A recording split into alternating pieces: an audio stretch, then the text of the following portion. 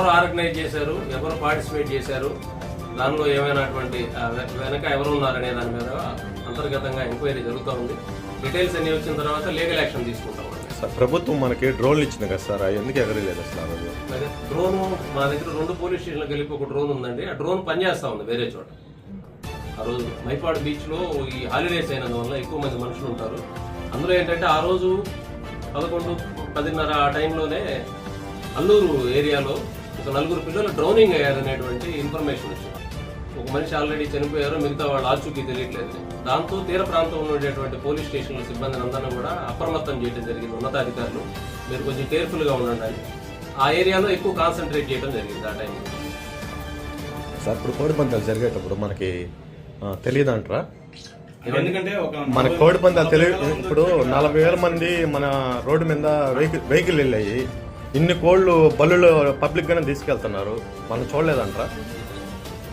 Police సిబ్బంది అంతా కూడా వేరే చోట డ్యూటీలో ఉన్నారు. ఒకవేళ ఉద్దేశపూర్వకంగా మా వాళ్ళు తప్పు చేసి ఆ కోడి పందాలు ఎంటర్టైనింగ్ చేశారని తెలిస్తే వీళ్ళ మీద కూడా ఖచ్చితంగా యాక్షన్. సార్ ఒకటి గమనించాలి సార్, ఆటోలకి మైకులు కట్టింది పోలీసు వాళ్ళు, ప్రచారం చేసింది పోలీసు వాళ్ళు, అక్కడ ఉండవలసిన బాధ్యత కూడా పోలీసు వాళ్ళే. లేదు అంటే ఎట్లా? మేము అక్కడికి పోయాము, అక్కడ పని ఉందంటే ఇక్కడ 1% పోలీస్ ఎప్పుడు కూడా ఎమర్జెన్సీ డిపార్ట్మెంట్ అండి. మొట్టమొదటి priority lifes of public, properties of public prioritise చేసుకుని పనిచేస్తాం. ఉండే సిబ్బంది ఇంతమంది ఈ మండలంలో దాదాపుగా 55-56 వేల మంది జనాభా ఉన్నారు. రకరకాల ఇష్యూస్ ఉంటాయి.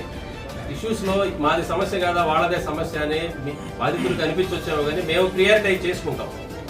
మరీ ముఖ్యంగా ఏదైనా మనుషుల లైఫ్ థ్రెట్ ఉన్న ప్రియారిటీ విషయాల కోసం ఒక్కరినన్నా ఇక్కడ అది పర్యవేక్షణకు పెట్టారు. మీరు 1 by 1 పోస్ట్ మార్టం చేసి అడిగినప్పుడు మీకు అట్లా అనిపిస్తుంది. మేము పనిచేసే క్రమంలో ఆ సిబ్బంది కూడా సరిపోరు తీర ప్రాంతంలో మాకు అనిపిస్తుంది. సార్ ఇక్కడ జరిగింది మండలం హెడ్ క్వార్టర్స్ లో, అందులో స్టేషన్ కి ఒక దాని మీద ఎంక్వైరీ చేస్తున్నాం. ఇది ప్రజల అభిప్రాయం ఏంటంటే ఖచ్చితంగా ఎస్ఐ గారి పాత్రతోనే ఇది జరిగింది. అన్ని విషయాలు అన్ని యాంగిల్స్ లో క్లియర్ కట్ గా వస్తుంది. దాని మీద ఈ రోజు వరకు ఒక్క దాంట్లో వీడియోలో ఉన్న వాళ్ళ మీద ఎటువంటి వాళ్ళ మీద కేసులు గానీ ఏది నమోదు చేయలేదు అనేది ప్రజల్లో ఒక ప్రజల్లో ఉండే అపోహలన్నీ కూడా తొలగిస్తాం క్లియర్ కట్ గా. దాని మీద ఎంక్వైరీ జరుగుతూ ఉంది. ఎంక్వైరీ అయిపోయి మేము ఒక ఒపీనియన్ కి ఎవిడెన్స్ కోసం మేము ఊరికే ఎవరు కనపడితే వాళ్ళు పెట్టేది కాదు కదా. మేము ఏ పని చేసినా గానీ కోర్టుకు సబ్మిట్ చేసేది ఉంటుంది. సాక్ష్యాలు కావాలి కాబట్టి ఆ సేకరించే పనిలో ఉన్నాం. అయిపోయిన తర్వాత లీగల్ యాక్షన్ తీసుకుంటాం.